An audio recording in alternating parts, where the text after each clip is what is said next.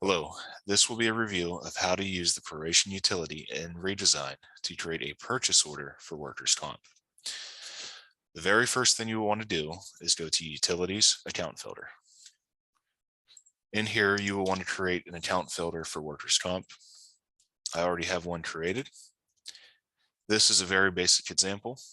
For TI, you will want to enter O2, and for object, you will want to enter 1 percentage sign, the percentage sign being a wildcard in Redesign.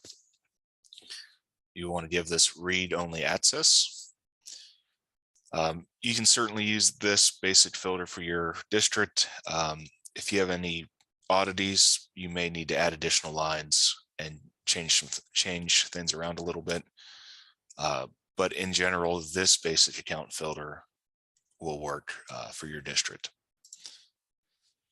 The next thing, there is an option for account mapping. This is a recent addition as of 2021. This is not required, but if you want to map your accounts to change where this proration amount is going to go, you can certainly come to this grid and do that. Here I have a very basic one set up where I'm mapping literally everything to elementary salaries. If you're going to use this, this is probably going to look this is going to have a lot more entries. There's no hard limit to the amount of entries you can have here. But whatever the nuances of your district may be, if you need to use this, this is an option. And you will want to have this set up prior to using the proration utility if you need to use it. Okay, moving on. So under utilities, proration utility.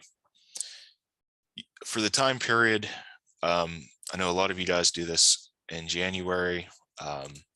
There's an option for month to date, calendar year to date, or fiscal year to date. With how I have my demo account set up, I'm going to choose the fiscal year to date option. However, in talking with a number of treasurers, I know most of you use the calendar year to date option.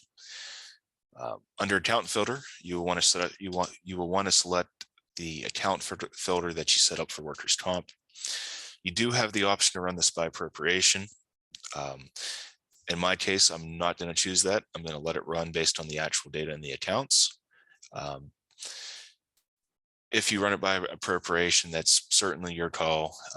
Refer to the documentation to decide if you want to or not. You'll want to give it a file name. I'm just going to call this 2022 workers' comp. Click on create. This can take anywhere from a few seconds to about a minute. It really just depends on the amount of data you have in the system. It'll create a grid here for you. What you will want to do is enter your workers' comp amount in the field B1.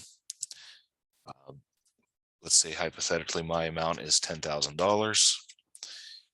When you enter that amount in, the system will automatically prorate your amounts for you. So in this case, if you add up the total for column E, that's going to equal that $10,000. And it's split out based on the percentage of each account. So you can certainly review that and make changes if you need to. It should be spot on though. So be very careful if you make changes.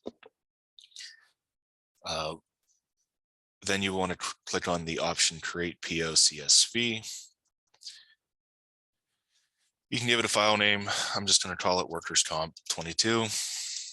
If you do use mapping, this is where you're going to select that option. I have an example set up in there, but I'm going to choose no mapping. I want these amounts to charge off to these specific accounts.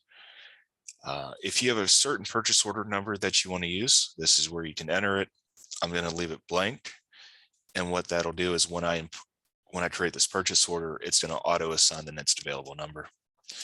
You'll then want to select your vendor that you have set up for workers' comp. I'm just going to select one at random. This is all test information. You can use the date that defaults in there. It's going to default to the date that you're doing this. For me, I'm going to select 7/1/2022 And that just really has to do with how I have my demo account set up. I will then click download, and that'll download a CSV file to your computer. From here, you will want to go to transaction, purchase order. On the purchase order grid, right above the grid is a button for import.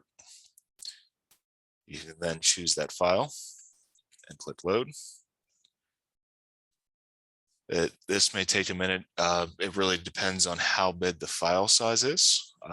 Once it's done loading, it'll let you know if there is an error or if it loaded correctly. In my case, I have an issue here. I have one error. So I'm going to want to review that and see what I did wrong. So let's take a look at that. So I looked at my error and I had the wrong posting period opened. So with the date range, it wasn't letting me load it. So let's go ahead. I went ahead and corrected my posting period. So I'm going to go in and try to load this again. And hopefully this will load this time with no errors. So again, this may take a minute or two. We get a message that it loaded one purchase order, and we had no errors. It's also going to give you a CSV loader information here. I can see that my purchase order was created with a 7/1 date. It was to the vendor I selected. So we can go ahead and take a look at this and see what this looks like. Account-wise, it's going to have everything that was on the Proration utility. So we can come in here, our vendor is selected if we want to add a description or any information there. And we can come down here and review charges to each account. All of that looks good. You may notice this. This is something you may need to fix.